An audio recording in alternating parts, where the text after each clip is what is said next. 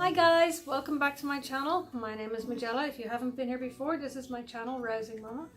And today my video is going to be a little bit different because it just occurred to me that I've never explained to you guys why I've chosen KonMari and why in fact it might be really good for you. And I think with all the hype that's going on in the media at the moment, it's actually really confusing because a lot of it of course is being turned into a big joke and a lot of it's being exaggerated. I mean, to be fair, some of it's not being exaggerated, but I think you need to read the book to understand the reasoning behind some of the madness that is in the book. But you know, that's what I'm here to do for you. So if you're sitting on the fence and you're thinking, should I, shouldn't I, then this is definitely the video for you. So click on the like button and let's get on with it. I've prepared 5 questions that I think that any sane person will be asking themselves if their only introduction to KonMari so far had been the hype that's going on in the newspapers and the radios and the internet, everywhere really. Okay, so my first question is, do we really need a book to learn how to tidy our houses? I mean, we've gotten along this far, haven't we? How come is it that all of a sudden now we need a book to show us how to tidy our own homes? And my answer to that would be, this isn't simply about tidying. Now, traditionally, everybody tidies their house by clearing off spaces, you know, washing everything down, packing stuff away nice and tightly, hiding it, you know, out of sight and whatnot, and make your place look nice and clean. And there's nothing wrong with that. But I think where a lot of us struggle, and certainly where I was struggling, was that because in today's society, advertisers do such a good job at selling us junk that we don't really want. I'm pretty sure you can all relate to that. Essentially, this book helps to decide what you want to keep and what you don't want to keep. And you're possibly thinking, well, why do I have to keep? Why do I have to get rid of stuff? And the simple fact is this: when we go out and we buy something and it's not serving us, and by serving us I mean we're not getting some sort of enjoyment from it or some use from it, then I think it's pulling us down. And by that I mean, I'm pretty sure a lot of people can relate to going out and having bought an item of clothing, or perhaps a piece of kitchen equipment, or perhaps an exercise machine or something along those lines. And when you bought that, you had all these ideas attached to it, all these hopes attached to it, like I'm going to fit into that and it's going to look amazing, you know, I'm going to wear it when I go to this function, or I'm going to use this utensil in the kitchen and I'm going to be able to cook all this amazing food and it's going to be healthy and it's going to be fabulous, or I'm going to exercise in that machine every day, I'm going to lose loads of weight and I'm going to be awesome. And that's fine, but when you don't follow through with it, every time you see that machine or that piece of clothing or whatever it happens to be, it's reminding you of where you've failed. Now, you might not be thinking that consciously, but I think on the back of your mind, it's definitely there. And then a lot of the time, we don't want to get rid of it because we've invested in it. But the simple fact is, isn't that really just one step away from hoarding? If you're holding on to something that you know that you don't want to use, that you're not going to use, and you're not getting rid of it because you spent money on it, that's really not that far separated from hoarding, surely, is it? So, you know, whether you're selling it or whether you're giving it away, the point is, once you get all of that extra stuff out of your house, because it's never just one item, it's lots of items. And when you think about all those little things that are niggling at the back of your brain every day, that really brings you down. So once you get rid of those things from your house, and you're actually able to free up a little bit of space, it actually makes you feel better. So this is what this book does. This book helps you to decide what you actually want to keep and what you don't want to keep. Now, it's not going to tell you you're not allowed to keep A, B, and C. That decision is entirely up to you. But the point is, it will help you to identify what it is that actually brings you joy, or as she says in the book, she sparks joy. What brings you joy and what doesn't bring you joy. I think that's really useful for people who want to clean their houses, that want to declutter, that want to get rid of all this extra junk, but there's just so much of it they don't know where to start. I think this book is really good. That's what I used it for, and in all honesty, it was one of the best things that I've ever done. So if you're in a position like I was in, where sometimes I felt like I just wish the house would burn down, because then I wouldn't have to deal with all this stuff. Because I was caught on a constant hamster wheel cycle of looking after stuff that I didn't even want. And this book really helped me out with that. So if that's what you're interested in, I would absolutely recommend the book. Question number 2, do I really have to throw everything out? No, you don't have to throw everything out. This will help you to decide what you want to keep and what you don't want to keep, or what sparks joy, as she says in the book. Now, you probably will throw out a lot of stuff when you do this, but I have thrown out lots of stuff, and I can tell you now, I have never regretted any of the things that I've thrown out, because I followed her instructions on the book, and I only threw out the stuff that wasn't serving me, that wasn't bringing any sort of extra into my life. It was just sitting there, waiting for me to maintain it, waiting for me to look after it, and basically reminding me of all the stuff that I should be doing, or at least the stuff that advertisers had previously told me that I should be doing. Number 3, what if I don't want to be a minimalist? You don't have to be a minimalist. Yay! This is not minimalism. KonMari and minimalism are very different. In KonMari, you can keep as much stuff as you like, as long as it's making you happy, as long as it's bringing something good to your life. It's about getting rid of all the other stuff that isn't bringing anything good into your life. That's what it's getting rid of. So it's about surrounding yourself with stuff that you love. And if that happens to be a lot of stuff, that's fine. That's absolutely fine, because the simple fact is, if stuff brings you joy and if stuff makes you happy, you don't mind having it in your house. You don't mind maintaining it. You don't mind cleaning it. You don't mind being able to see it around your house. And therefore, it's a good thing. So no, you don't have to be a minimalist. You don't have to sit in an empty room. Although, having said that, this is very addictive. Once you start decluttering, it kind of changes your mindset. So a lot of people do go from KonMari and down the minimalism route. It's not part of the parcel. You don't have to do that. If you don't want to do that, that's fine. You know, there are no hard and fast rules that minimalism and KonMari are, one of the same. So don't worry. If you collect something, or if you love something, you have lots of something that you love, that's fine. You don't have to get rid of that, okay? Hold on to it. Calm down. Okay, question number 4. Here's the bit that you've all been waiting for, the bit where it gets a little bit weird and a bit wacky. Okay, do I really have to talk to my stuff? Yes, but it's not for your stuff.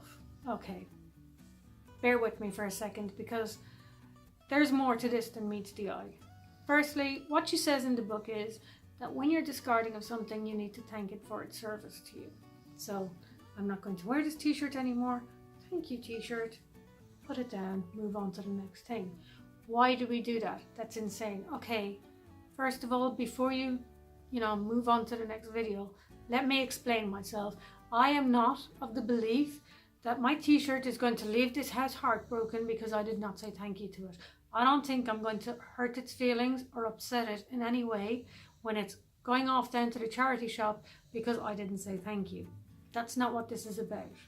This has a deeper meaning, and this is what I get from it.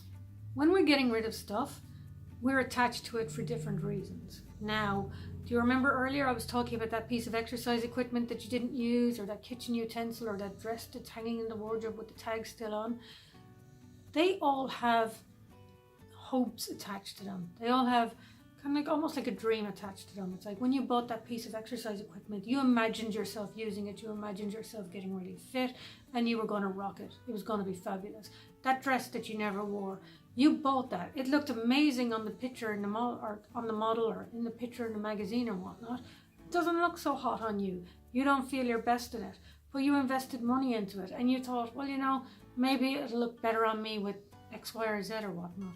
But it never happened, and so many years later it's still sitting in your wardrobe. Or that piece of kitchen equipment that you were going to cook amazing meals with, and it never happened. These are all things that we've kind of almost emotionally attached ourselves to, and when you're getting rid of it, I guess it's almost like you're giving up on that hope, you're giving up on that dream, and that doesn't feel good. And that's what stops people from getting rid of stuff, because it's not just trying something out, you're giving up on a part of you, you're giving up on something you hoped for yourself. So when she says to thank things before you get rid of them, I think it's taking the time to recognize that that item may not have had the value in mind that you had when you originally bought it, but it did have value. Like that piece of exercise equipment, for argument's sake. You might think to yourself, okay, I didn't use you every day like I'd hoped to use you. But you've taught me that this sort of exercising isn't going to work for me. Maybe it's not suited to me. I don't like the machine. Maybe I just need to do something different. Maybe I need to join a gym where I get to meet people and it's a bit more of a social thing. Maybe I need to do a sports, or maybe I need to do a group sport where there are other people depending on me to turn up. So when I'm sitting there and I'm feeling lazy and I don't want to exercise, I'll go that extra mile because you know what? There's people depending on me to turn up. My team are waiting for me. But the point is, that piece of exercise equipment will have taught you that lesson. And that is the value that it's had for you. So once you learn to think about things like that and think about things a little bit differently, it makes it easier to let it go. So you can say, okay, exercise machine, you and me, you know what? We didn't hit it off so well, but I'm going to send you to a charity shop, or I'm going to, get rid of you one way or the other. And I'm going to move on to something better because you've taught me what I needed to learn from you. And that's exactly what thanking your item is about. It's about making you think about it in a different way. So by you saying thank you to your items, what you're actually doing is helping to let go of the guilt and let go of, the disappointment or whatever it is that you have attached to the item that you're getting rid of. And you're also just, you're sending it out into the world. If you send it to a charity shop or a thrift store, or wherever you happen to be, whatever you're calling it, you send it out, somebody else might find some use from that. And that feels good in itself, the fact that, it didn't work for me, but it can help somebody else. Instead of sitting in the corner of my room for the next 5 years, somebody else can get some use out of it. So yes, thank your things on the way out. It'll make you feel better. And my final question, what is spark joy? What does it mean? How do I know if I'm doing it right? What if I'm not doing it right? What if it's like meditation and I'm the only one sitting in the room thinking, am I doing it right? While everybody else is like, having some amazing awakening or something going on around me. Well, don't worry. She will explain to you in the book exactly what you need to do to spark joy out of an item. You'll know it yourself. We've all got stuff that's hanging in our wardrobe that we just don't feel good about wearing. We might wear it out of habit, or we might wear it just plain comfort, or couldn't be bothered looking for something better. And then you've got outfits in your wardrobe that you absolutely love. You feel good when you're wearing them. They fit you properly. They feel good on you. You get compliments when you're wearing it, or you just love the way you look in it yourself. People might think you're totally nuts for wearing it, but the point is, it brings something to you. It makes you feel really good. That feeling is sparking joy. Now, let's get one thing right. You're not going to get rid of everything in your house that doesn't spark joy as such. Now, my toilet brush doesn't spark joy, and my can opener doesn't spark joy, but I need them to get by day to day. And she does cover this in the book, and I think part of it is the fact that, the very fact that we have it and that we're able to have it when we need it sparks joy. So for argument's sake, my can opener, I don't feel one way or the other about, but if I didn't have it when I wanted it, now that's going to spark something entirely different, I tell you, and that's not fun. So having it doesn't necessarily spark joy, but you can see where I'm going here. So yeah, she explains this really, really well in the book, and that's why she lays out her categories in the way that she does. You start off with clothes, you move on to books, you move on to papers, and the idea behind that is that you're starting off with the easiest category. Your last category in the whole book is sentimental items. And there's a reason for that, because that's really hard. It's really hard to decide what sparks joy out of that category and what doesn't. Whereas something with clothes, it's a little bit more obvious. The woman has put a lot of work into this book. She knows what she's doing. So follow what she's doing in the book, and you will definitely figure out what sparks joy and what's not sparking joy. So I absolutely love this book, and in all honesty, it definitely changed my life. I hope it does the same for you. Who is this book suitable for? This book is suitable for people who want to simplify their life, who are sick of being on the hamster wheel and in a horrible cycle of maintaining stuff that they don't even know that they don't care about. It's when you have so much junk in your house that you're spending your weekends tidying and cleaning when you should be doing the stuff that you've worked hard all week to be able to go out and enjoy, spend some time with the people you care about. If that sounds like something you're interested in, then by all means, get Marie Kondo's book. It's called The Life-Changing Magic of Tidying Up by Marie Kondo, and it is amazing. I would give you some advice if you are getting the book. Firstly, follow her rules. Don't go off and decide, you know what, this category business, blah de blah, I'm not taking everything off the bookshelf. I don't want to pull all my clothes out. If you're going to go into this with that sort of mindset, you're going to fail. You need to do this the way she's done it. You know, it's not broken. Don't go trying to fix it. You're not the exception to the rule. I think once you've made peace with that and once you just allow her to guide you through, then this will definitely be a success for you. The other thing I would say is try to find yourself an accountability partner. Because, you know, this book starts off really fast. Once you get into clothes and whatnot and you're pulling everything out and you're seeing like huge changes, all of a sudden you've got all this room in your wardrobe, all the clothes in there you love, it feels great. But you get to a section like paperwork and it just feels like hard work. It doesn't feel good. It feels good once it's done, but the process of doing the category doesn't feel good and it's hard. And I think that's where your accountability partner is going to step in. Now, I'm not saying you need to announce to the entire world that you're doing what you're doing. You don't. In fact, I definitely wouldn't do that.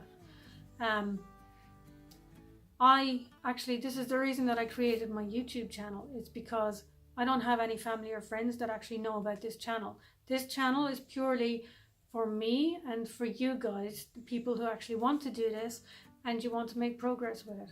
Now, I understand all the madness that's surrounding the book, and I really don't want to have to deal with all the flack that I'll get from my family and friends for doing that. And, you know, my friends are good and all that, but they enjoy a laugh as much as the next person. So I thought I'd just, you know, step away from all that.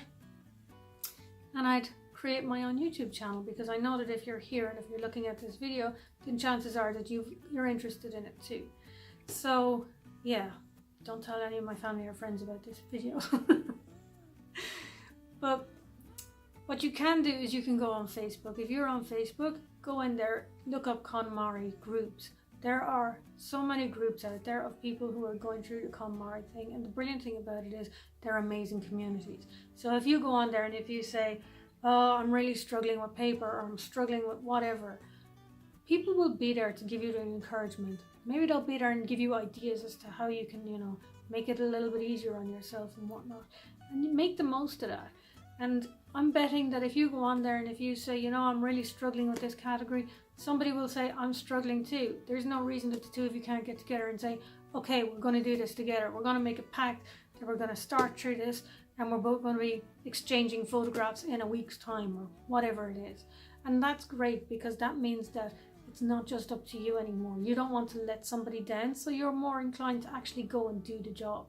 And that in itself has got to be worth its own weight in gold. And the last piece of advice that I would give you about the book is this: read it first. Read it from cover to cover and do not touch a thing. You can read it a second time as you're going through the categories. But I really think it's important to have read the whole thing first and have a good understanding of it, and then reread as you're going through the categories. Because again, the same thing will happen. You'll get through clothes and you'll get a rush out of it. You'll do books, you might even get a rush out of doing your books.